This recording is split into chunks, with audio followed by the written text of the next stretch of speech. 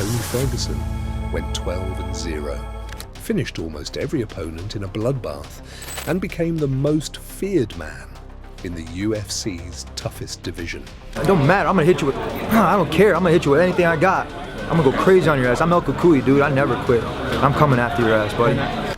He was the uncrowned king who looked invincible, a man who kicked metal poles for fun and smiled when he was drenched in his own blood. Then Justin Gaethje broke his spirit, and Michael Chandler kicked his head off from a 12-fight winning streak to an 8-fight losing skid, the longest, most painful collapse in UFC history. 12 straight wins, then 8 straight losses. That's not just a slump, that's a tragedy. Here's how the baddest man on the planet disappeared in a trail of blood, broken bones, and the refusal to accept that his time was over. To understand why the fall was so brutal, you have to understand how high the peak was.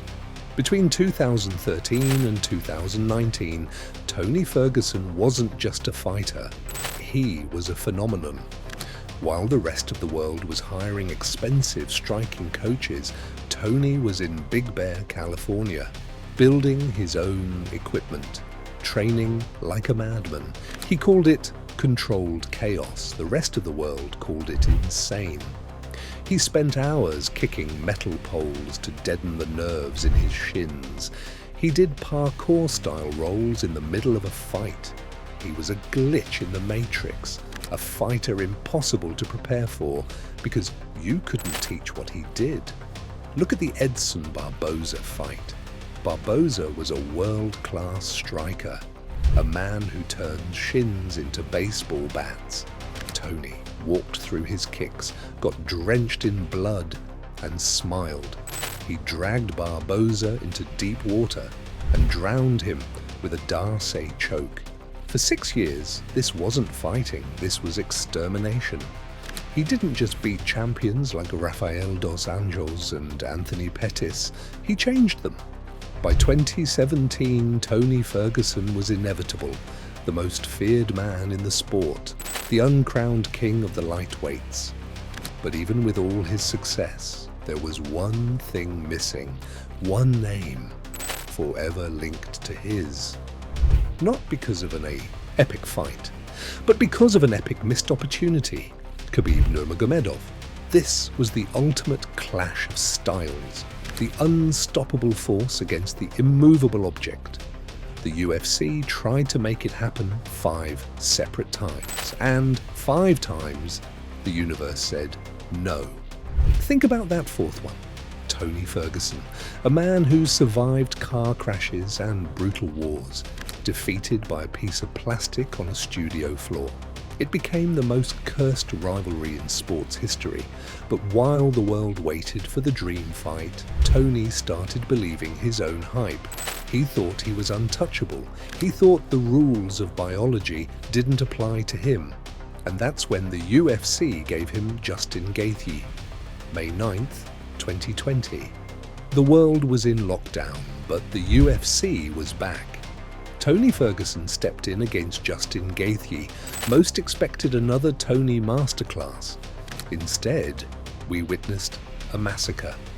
Gaethje didn't play Tony's game. He didn't grapple. He didn't get caught in the chaos. He just stood there and threw bombs. For 24 minutes, Tony Ferguson took a level of punishment that would have ended 10 other careers. 143 significant strikes, most of them to the head.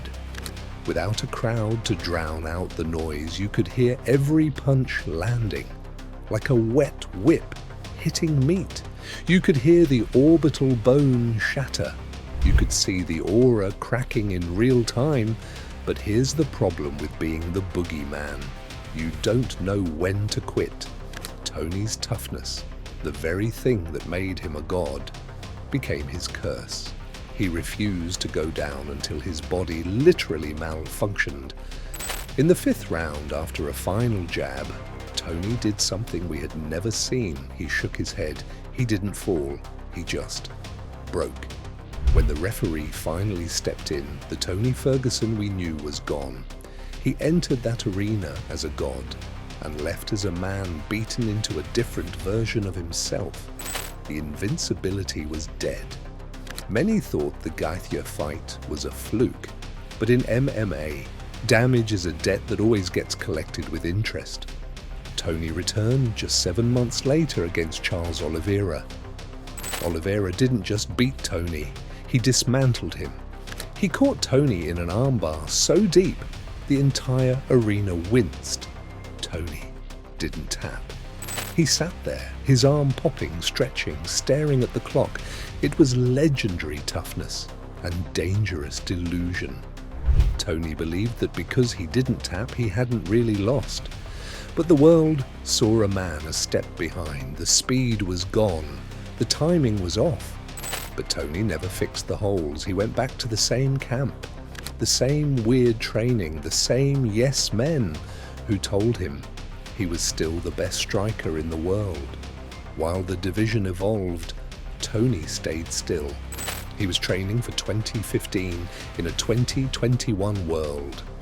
And in the UFC, if you stop evolving, you become a target. May 2022, Michael Chandler. For one round, we saw a ghost of the old Tony. He was sharp. He was creative. He dropped the explosive Michael Chandler. The crowd went wild. 17 seconds into the second round, the answer came. A single, perfectly timed front kick to the chin, like someone flipped a switch. Tony Ferguson was out cold before he even hit the mat. He lay there, motionless, for minutes. The invincible man was gone.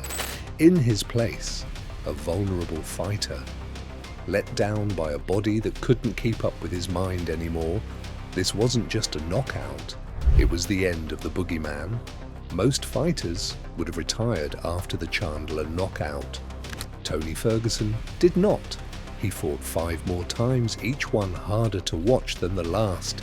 He lost to Nate Diaz. He was choked out by Bobby Green. He was outpointed by Paddy Pimblett. By 2024, Tony was on a 7-fight losing streak, submitted in the first round. As he took off his gloves, the fans didn't cheer for victory. They cheered out of respect for the man he used to be. 8 losses in a row. From a 12-fight winning streak, the longest in lightweight history, to an 8-fight losing streak, the longest in UFC history. A record that stands in haunting contrast. A fall so dramatic it serves as a warning to every fighter who thinks they can outrun time. So, what is Tony Ferguson's legacy? The sad figure who couldn't stop fighting, or the terrifying force of nature who gave us some of the most unforgettable moments in the sport's history? The truth is, he's both. The ghost of the lightweight division, the uncrowned king who never got his chance. He proved you could be a maverick, an artist whose medium was violence and still reach the top. But his story is also a brutal reminder. Evolve or disappear. Tony Ferguson refused to change. He relied on a chin that eventually cracked and a will that wouldn't let him evolve. He proved that even the boogeyman can't outrun the clock. Tony Ferguson was the boogeyman until the world stopped being afraid. 12 straight wins, then 8 straight losses. That's the cost of staying too long. That's the price of believing your own hype.